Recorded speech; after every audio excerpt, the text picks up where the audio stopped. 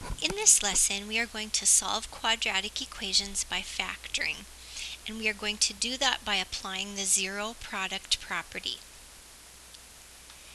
If you take a look at these statements, what would make them true? What number times 16 gives you 0? Pretty easy, 0. Negative 69 times what number gives you 0? Pretty easy, 0. If I have 17 times 89 times a number times negative 123 and I want my answer or my product to be 0, I would multiply by 0. And this is called the zero product property, that any number times 0 is 0. We can apply that to solving a quadratic equation. First of all, you'll notice that we have our polynomial in factored form. And what we say to ourselves is, what would we multiply together to give us 0? So this entire binomial could be 0, or this entire binomial could be 0, because 0 times something would be 0, or 0 times this would be 0. So what we want to do is we want to set each of these equal to 0 and solve. X plus 3, what if this binomial was 0? If so, I would simply set it equal to 0 and solve the equation by subtracting 3 from both sides.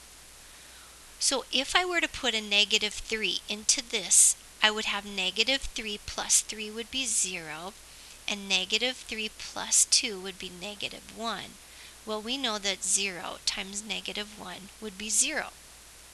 But what if our other binomial was the 0? So let's set it equal to 0, and we're going to solve by subtracting 2 from both sides. So x is equal to negative 2.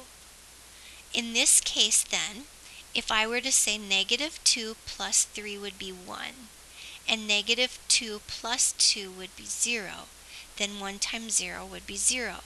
So my solutions to my quadratic equation are negative 3 and negative 2.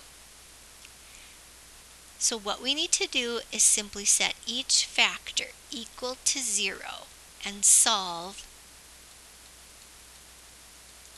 First, we'll add 7 to both sides. So x could be equal to 7. And we know that if we plug that in, 7 minus 7 is 0, so that would be equal to 0 when we multiply.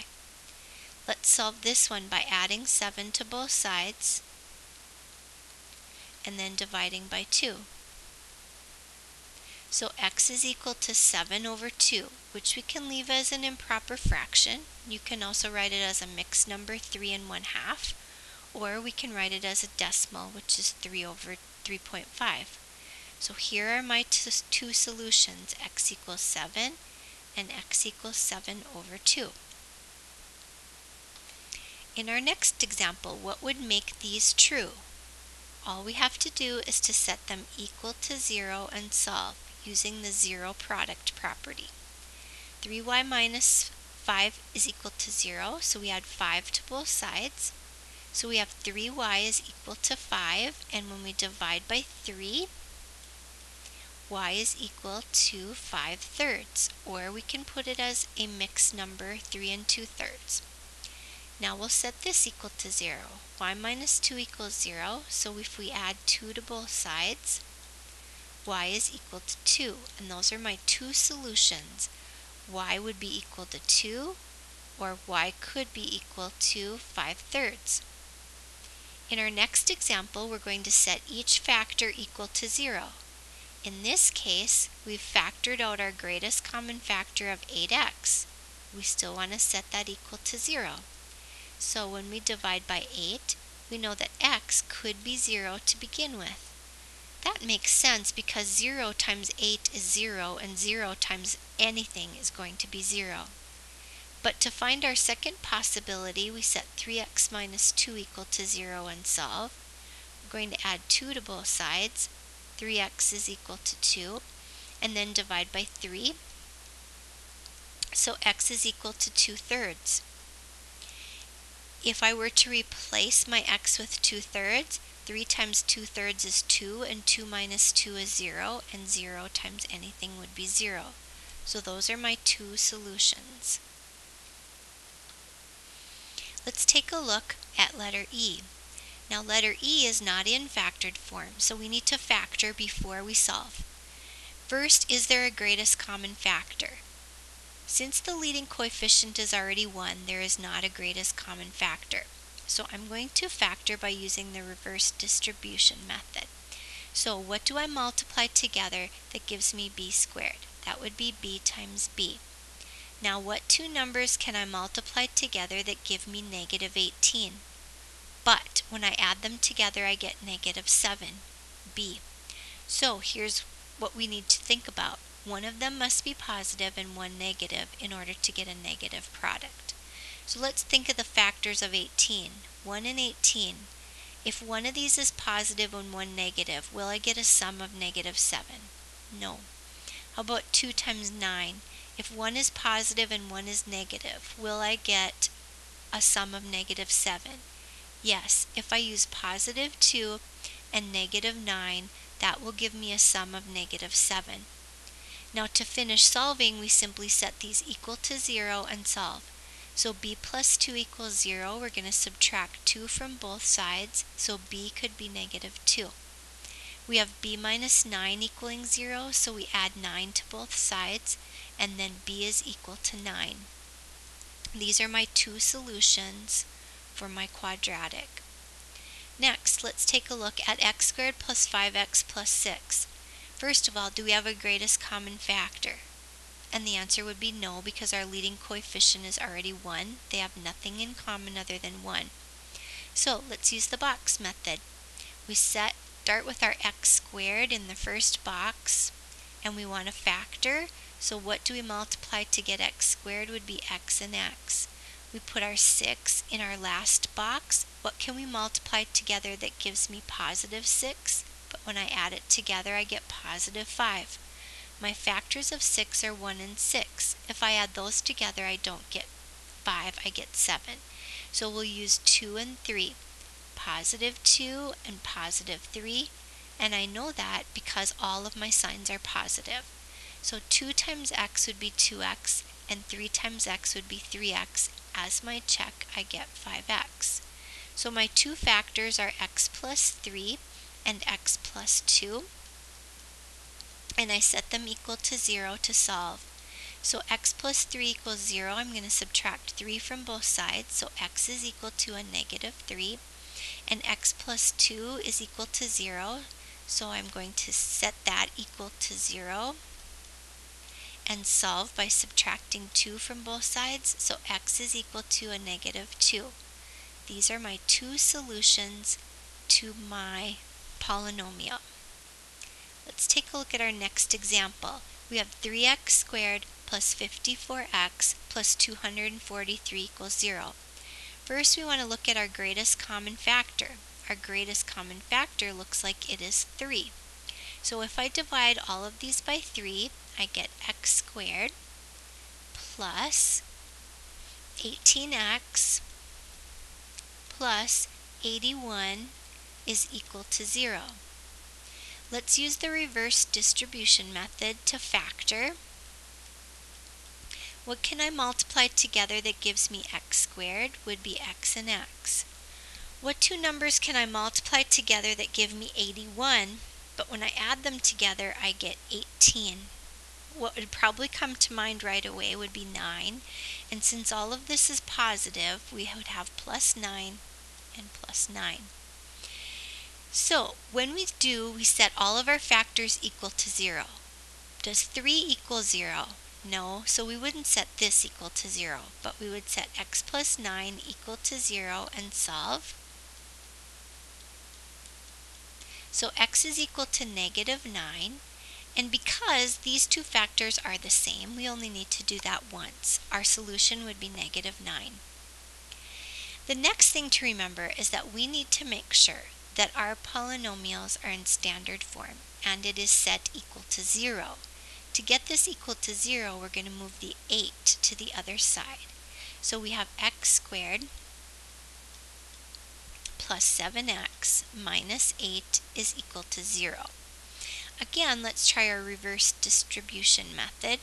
And we say to ourselves, when we factor, what can we multiply together that gives us x?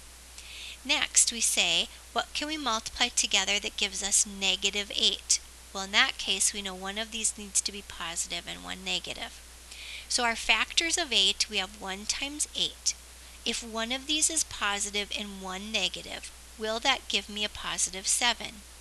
Yes, it will. If I have a positive 8 and a negative 1, and I add those two together, that will give me a positive 7. So now we want to set these equal to 0 and to solve. So we have x being equal to negative 8,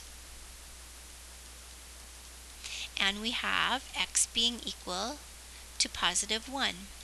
And these are our two solutions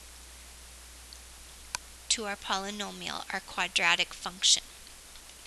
A couple more examples. 27x to the fourth plus 36x cubed plus 12x squared is equal to 0. Let's take out the greatest common factor.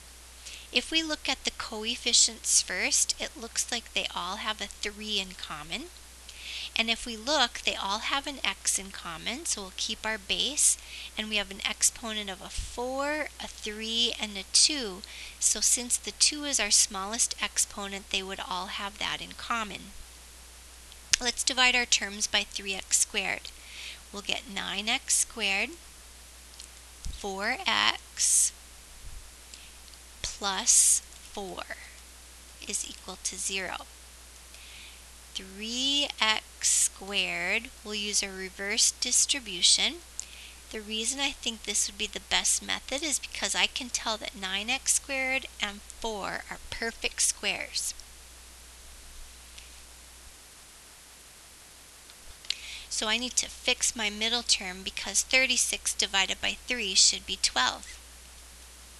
So let's go back and erase that part.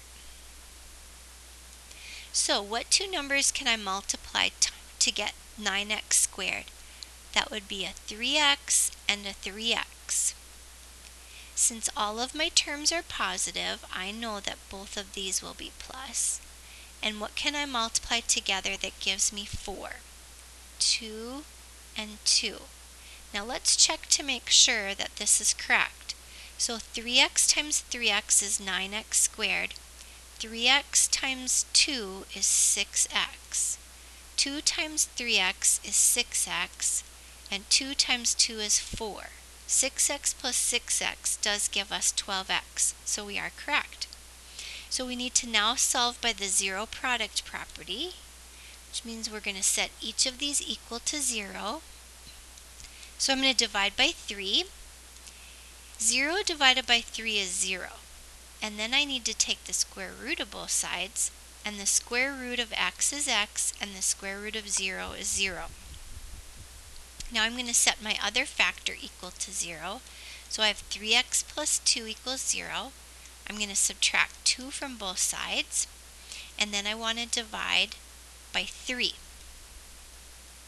So x is going to be equal to a negative 2/3. So my solutions are x is equal to 0 and x is equal to negative 2/3. And since we had the same binomial, we only need to solve it once. First of all, on this example, we want to make sure that we have this equal to 0. So we're going to add 4x to the 8th to both sides. So we have x to the 10th plus 5x to the 9th plus 4x to the 8th is equal to 0.